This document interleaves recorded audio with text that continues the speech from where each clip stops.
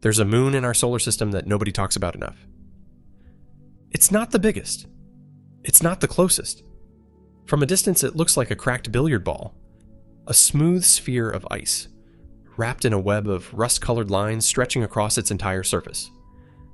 But under that ice, something is happening. There's an ocean down there. A real one. Liquid, saltwater, dark, and enormous. Twice the volume of every ocean on Earth combined. And it's been sitting there, sealed under miles of ice, completely cut off from sunlight for billions of years. The question isn't whether the ocean exists. We know it does. The question is, what's living in it? Because based on everything we've found in the last few years, something might be. Europa is one of Jupiter's 95 moons, the fourth largest, about the size of our own moon. It sits roughly 400 million miles from the Sun, locked in orbit around a planet so massive that Jupiter's gravity constantly squeezes and stretches Europa's interior, generating heat from the inside out. That heat is why the ocean exists. Europa's surface temperature sits around minus 260 degrees Fahrenheit, cold enough to keep the outer shell frozen solid. But deep below, that gravitational squeeze keeps the water liquid. Not frozen, not vapor. Liquid water, sitting in the dark, under miles of ice, right now. The ice shell itself is somewhere between 10 and 30 miles thick. Below it, the ocean stretches down another 60 to 100 miles. And below that, a rocky seafloor that nobody has ever seen. That's the setup. A hidden ocean, sealed tight, with a rocky bottom and a frozen ceiling. And here's what makes it one of the most compelling places in the solar system, on Earth. Wherever we find liquid water, we find life. Every single time. No exceptions. Europa's surface is covered in cracks. Thousands of them stretching for hundreds of miles in every direction, crisscrossing the ice in reddish-brown lines that look almost like veins under a microscope. Those cracks aren't random. They're where the ocean is pushing up through the ice, where material from below is leaking to the surface, freezing as it hits the cold, and leaving a chemical trail on the outside of the moon. And in late 2025, a reanalysis of old mission data found something in those cracks that changed the conversation entirely. Ammonia, sitting right on the surface, concentrated near the largest fractures in the ice. Ammonia doesn't last on Europa's surface. Jupiter's radiation tears it apart within years. So if it's there, it got there recently, which means it came from below, which means the ocean is actively pushing material up through those cracks. Right now, not millions of years ago. That tells us the ocean isn't sitting still. It's moving. It's chemically active, and it's in contact with the surface above it. For a long time, the main concern about Europa was this. Life needs more than water. It needs energy and nutrients. And if Europa's rocky seafloor is geologically quiet, no hydrothermal vents, no volcanic activity, nothing stirring the bottom, then there may not be enough chemical fuel to sustain anything alive. That problem got taken seriously in early 2026, when new models suggested the seafloor might indeed be calmer than expected. Not dead, but not as active as Earth's ocean floor, where hydrothermal vents pump out energy that entire ecosystems feed off of. But the same month that problem appeared, so did two separate solutions.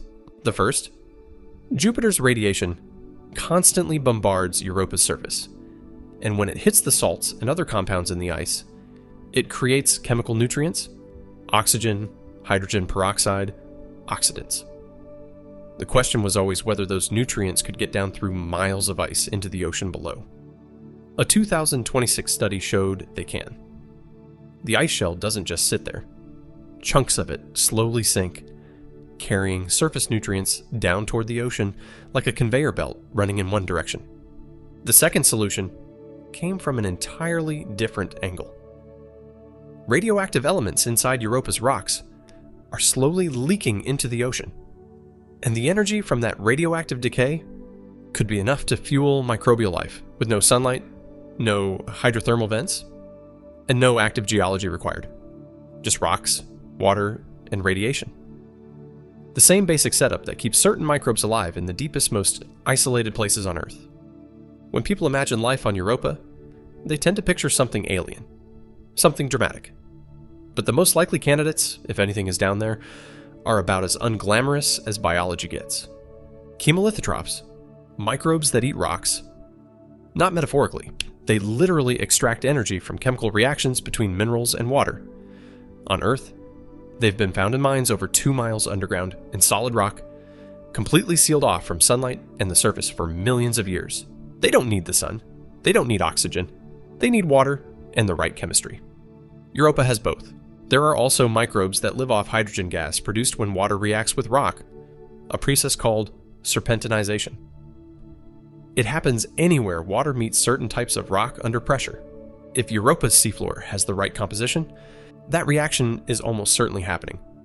And where it's happening, on Earth, there are microbes eating the byproduct. None of this is confirmed for Europa, but none of it requires anything extraordinary either. It just requires water, rock, and time. Europa has had all three for over 4 billion years. In October 2024, NASA launched the largest planetary spacecraft it has ever built. Europa Clipper. The size of a basketball court, covered in solar panels, carrying 9 scientific instruments designed specifically to figure out whether Europa's ocean could support life. It's not going to land. It's going to fly past Europa 49 times, each time skimming as close as 16 miles from the surface, scanning the ice, sampling whatever material is being ejected from the cracks, and mapping the ocean beneath. It arrives in 2030, 4 years from now. And if the ammonia finding holds up, if Europa really is actively venting material from its ocean through those surface cracks, then Europa Clipper may be able to sample ocean water without ever landing, just flying through what's coming up. That's how close we are. Not decades away. Not a theoretical future mission. A spacecraft is already in transit right now, heading toward the moon that may be the most likely place in the solar system to find something alive that isn't from Earth. Europa doesn't look like much from the outside. A cracked ball of ice, 400 million miles away, orbiting a gas giant in the cold, dark edge of the solar system. But underneath that ice is an ocean bigger than all of Earth's oceans combined. An ocean that's been liquid for 4 billion years. An ocean that's chemically active, that's pushing material up through the crust. That has energy sources that could fuel life. And that we've never once been able to look inside. In 2030, we get our first real look.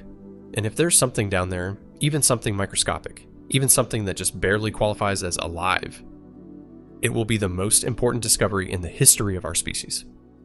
Not because it answers the question of whether we're alone, but because it means life doesn't need a planet like Earth. It doesn't need sunlight. It doesn't need warmth from a star. It just needs water, chemistry, and enough time. And if that's true, then the universe isn't as empty as it looks.